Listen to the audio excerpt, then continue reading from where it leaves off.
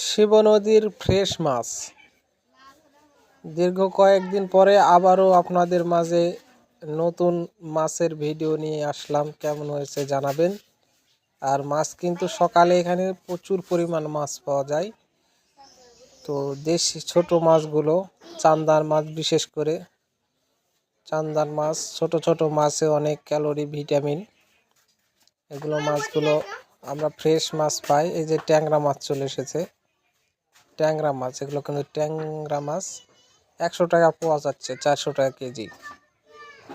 আসলে 400 টাকা কেজি বিক্রি করতে পারতেছে না, আরও কম দামে পাবেন আপনারা। এখানে বোয়াল পাবেন, চান্দা পাবেন, ট্যাংরা পাবেন, আড়ির মাছ পাবেন,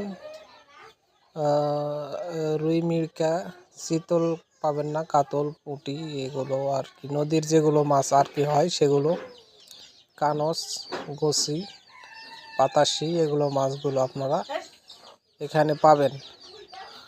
তো এটা হচ্ছে মাস্তান মোড়, অনেকে আমতলা হিসাবে পরিচিত।